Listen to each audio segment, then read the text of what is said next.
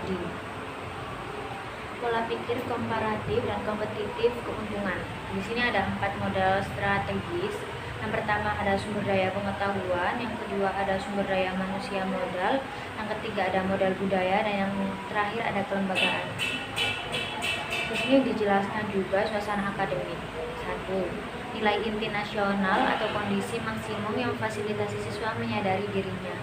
Yang kedua, nilai lokal, yaitu pencapaian khusus, SDM kerja, tanggung jawab, disiplin, 4C, kebaikan, kejujuran, toleransi, dan kemandirian. Di sini dijelasin juga dengan nilai karakter. Di sini memiliki 5 nilai karakter. Yang pertama ada religius, yang kedua ada nasionalis, yang ketiga ada mandiri, yang keempat ada gotong royong, dan yang terakhir ada integritas.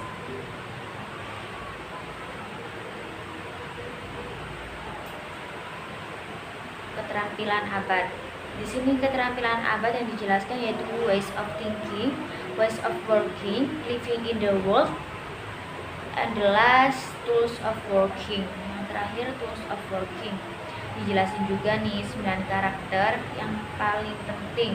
Yang pertama ada proses yang berlangsung, yang kedua aspek tujuan pendidikan, yang ketiga penguasaan ilmu pengetahuan, yang keempat pembelajaran edukatif, yang kelima aspek dalam pembangunan budaya yang beragam, seterusnya ada lingkungan kampus, terus ada proses umur hidup keteladanan, dan yang terakhir multi level, multi saluran, dan multi pengaturan.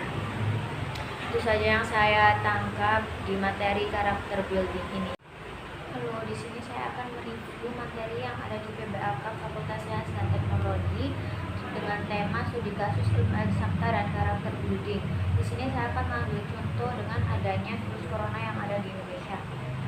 Saat ini media sangat gempar dengan berita COVID-19 yang sudah masuk ke Indonesia sejak awal tahun 2020 atau di akhir tahun 2019. Oleh karena itu COVID ini dinamakan dengan COVID-19. Sebagian orang pasti merasa cemas dan gelisah, namun dengan demikian sebagai umat yang beragama, pandemi ini justru mendorong berbagai amal utama, tidak hanya beribadah kepada Allah, tetapi juga kebaikan terhadap manusia. Sebagaimana dicontohkan oleh Nabi Muhammad SAW. Pada saat zaman Nabi Muhammad ada pandemi juga yang menular ke banyak orang, yaitu penyakit taun. Bagaimana Islam memandang penyakit baik yang alam ataupun bukan dari alam? Dalam Islam, semua yang dialami manusia berupa musibah adalah merupakan ketentuan Allah Subhanahu wa Ta'ala yang menguji kesabaran manusia sebelum terjadi COVID-19. Boleh jadi manusia merasa baik-baik saja semuanya dilakukan dengan teknologi.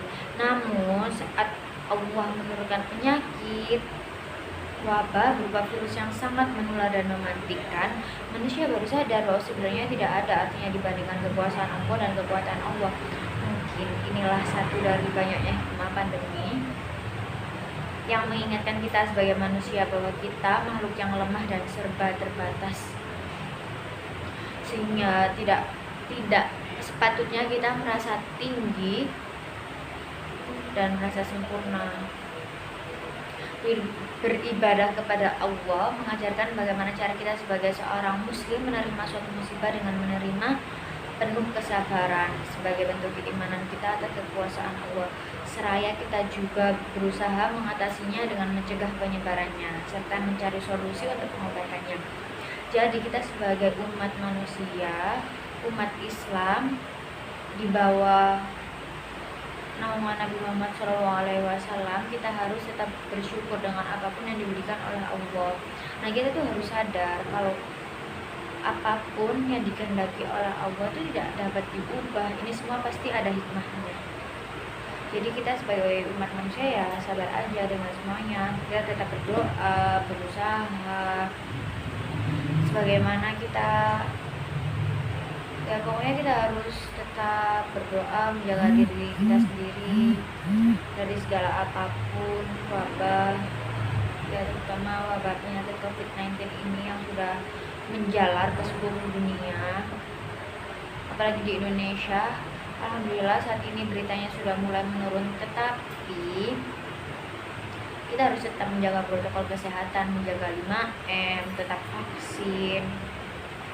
Soalnya kan COVID-19 itu penyebarannya itu gak cepet banget.